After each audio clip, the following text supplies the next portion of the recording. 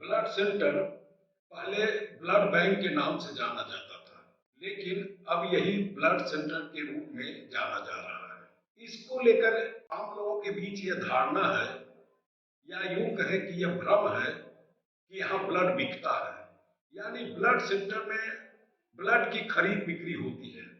लेकिन सच्चाई कुछ और ही है। किसी भी ब्लड सेंटर में ब्लड की खरीद बिक्री नहीं होती है। यहाँ ना तो ब्लड खरीदा जाता है और न ही ब्लड बेचा जाता है, बल्कि यहाँ ब्लड एक्सचेंज होता है। जिन जरूरतमंदों को जिस किसी भी ग्रुप के ब्लड की जरूरत होती है, तो उसे डोनर लाना होता है और उसी का ब्लड निकाल कर तथा प्रोसेसिंग कर लौटा दिया जाता है।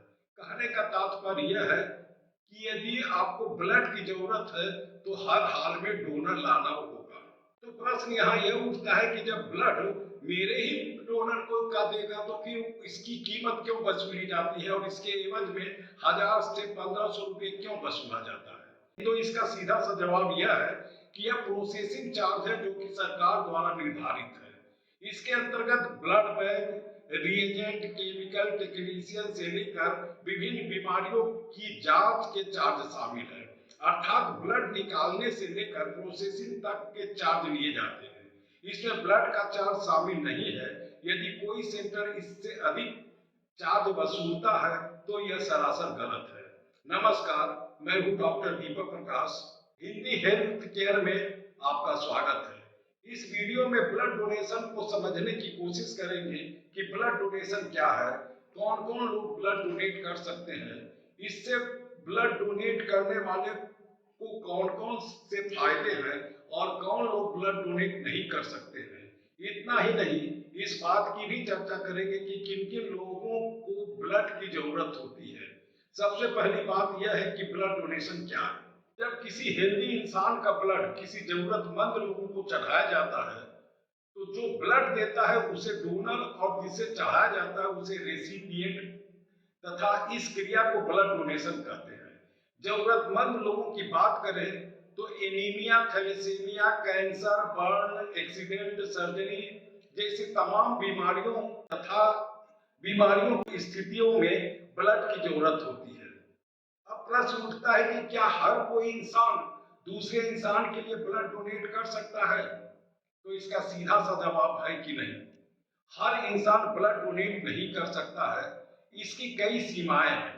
तो आइए एक एक कर इन सभी की चर्चा करते हैं। सबसे पहले इस बात की चर्चा करते हैं कि कौन लोग ब्लड डोनेट कर सकता है।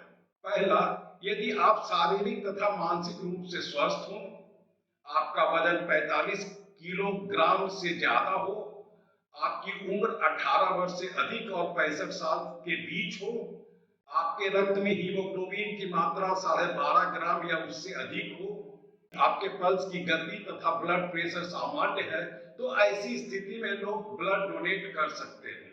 ब्लड डोनेट करने वाले को कौन कौन से फायदे हैं? यहाँ कई लोग ये पूछते हैं कि हम ब्लड डोनेट करेंगे तो क्या हमको इससे कुछ नुकसान है कि फायदा है? तो इसके संबंध में कहना यह है कि जो लोग ब्लड डोनेट करते हैं उसको बहुत सारे फायदे हैं। जैसे कई लोगों को मानना है कि ब्लड डोनेट करने से कमजोरी हो जाती है और शरीर में खून की कमी हो जाती है। यह एकदम गलत बात है। ब्लड डोनेट करने से ना तो कमजोरी होती है और ना ही खून की कमी होती है, बल्कि इसके बहुत सारे फायदे होते हैं। पहली बात यह है कि आप किसी जरूरतमंद लोग को अपना ब्लड देकर सामाजिक कार्य कर रहे होते हैं, यानी आप किसी को ब्लड देकर पुण्य का काम करते हैं। आप जो ब्लड दे रहे हैं इसकी क्षतिपूर्ति 24 से 48 घंटे में हो जाती है। दूसरा फायदा यह होता है कि ब्लड डोनेशन से हार्ट अटैक की संभावनाएं कम हो जाती हैं और वजन कम करने में मदद मिलती है। तीसरा फायदा यह होता है कि ब्लड डोनेट करने से शरीर में एनर्जी आती है, क्योंकि दान के बाद ब्लड में नए सेल्स का निर्माण होता है। चौथा फायदा यह है कि इससे लीवर से जुड़ी समस्याओं में राहत मिलती है। पांचवा फायदा यह होता है कि रक्त में आयरन की मात्रा बैलेंस करने से लीवर हेल्दी बनता है और कैंसर का खतरा कम हो जाता है। इस प्रकार हम देखते हैं कि ब्लड डोनेट करने से रक्त लेने वाले को ही नहीं देने वाले को भी फायदा होता है, इसके अलावा और कुछ नहीं होता। जैसा कि हम पहले ही कह चुके हैं कि हर कोई ब्लड डोनेट नहीं कर सकता है। कई ऐसी बीमारियां हैं जिससे पीड़ित मरीज किसी भी हालत में ब्लड डोनेट नहीं कर सकता है। जैसे दमा के मरीज जो स्टेरॉइड दवा का सेवन कर रहे हो, ओपन हार्ट सर्जरी के मरीज, कैंसर, मिर्गी, पागलपन, डायबिटीज के मरीज जो इंसुलिन ले रहे हो, ये ब्लड डोनेट नहीं कर सकते हैं। इसके अतिरिक्त लीवर का पुराना मरीज, सिफिलिस, ल्यूकोरिया से पीड़ित महिलाएं भी ब्लड डोनेट नहीं कर सकती। इसके अतिरिक्त कुछ ऐसी बीमारियां हैं जिनके मरीज ब्लड डोनेट कर सकते हैं। जैसे डायबिटीज के मरीज का शुगर लेवल खान पान तथा मुंह से खाई जाने वाली दवा से नियंत्रित है। डायबिटीज का पहली बार पहचान होने पर शुगर लेवल नियंत्रित करने वाली दवा लेने के बाद शुगर लेवल यदि नियंत्रित हो जाती है तो उसके 1 महीना के बाद रक्तदान कर सकता है। थायराइड के मरीज जो दवा ले रहे हों तथा रक्त में T3, T4 तथा TSH का लेवल सामान्य रहने पर रक्तदान कर सकते हैं। डायरिया के मरीज इलाज के 2 महीने के बाद रक्तदान कर सकते हैं। इसके अतिरिक्त यदि मेजर सर्जरी कराए हो तो ठीक होने के 6 महीने के बाद वो मरीज ब्लड डोनेट कर सकता है। यदि माइनर सर्जरी जिसकी हुई हो, वो भी रोग ठीक होने के 3 महीना के बाद ब्लड दे सकते हैं।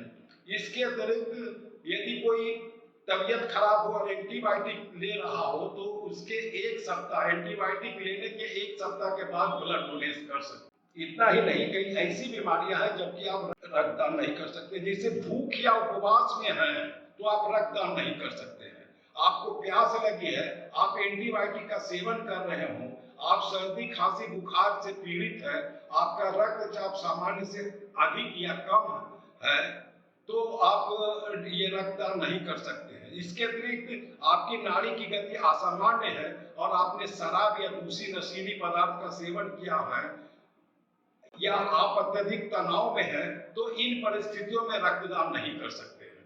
बात करते हैं महिलाओं की कि वो कब ब्लड डोनेट कर सकती हैं और कब नहीं कर सकती हैं।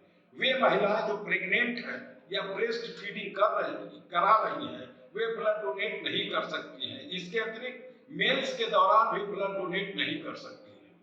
अंत में हम यह कहना चाहेंगे कि रक्तदान एक पुनीत कार्य है। हर कोई को रक्तदान करना चाहिए। आपका 1 बोतल खून से यदि किसी की जान बच रही है तो इससे अधिक पुण्य का कोई और दूसरा काम नहीं है। कई लोग यह भी पूछते हैं कि एक बार ब्लड डोनेट करने के बाद क्या दोबारा डोनेट कर सकते हैं? तो इसका सीधा सा जवाब है कि हाँ, आप हर 3 महीने में ब्लड डोनेट कर सकते हैं। यहाँ एक बात ध्यान देने योग्य यह है कि यदि आप 350 ml ब्लड डोनेट कर रहे हो तो प्रत्येक 3 महीने के बाद तथा 450 ml ब्लड डोनेट कर रहे हो तो 4 महीने के बाद दोबारा ब्लड डोनेट कर सकते हैं। अंत में मैं यह कहना चाहूंगा कि हर स्वस्थ इंसान को रक्तदान करना चाहिए। यह पुण्य का काम है। आप खून नहीं किसी को जीवन दान प्रदान कर रहे होते हैं। इससे खून लेने वाले को ही नहीं, देने वाले को भी फायदा होता है। इसीलिए दान करने के लिए कोई ना कोई अवसर निकालिए और रक्तदान कीजिए। यह अवसर आपका जन्मदिन, marriage anniversary, world donation day, national holiday के रूप में हो सकता है। अंत में यदि आपको मेरा यह वीडियो पसंद आए तो लाइक करें, शेयर करें और चैनल पसंद आए तो सब्सक्राइब करें। और यदि आप चाहते हैं कि आधुनिक चिकित्सा के संबंध में नई नई जानकारियां आपको मिलती रहे तो बगल वाले बेल आइकन को अवश्य दबा दें ताकि आने वाले वीडियो की जानकारी आपको समय पर मिल सके। धन्यवाद।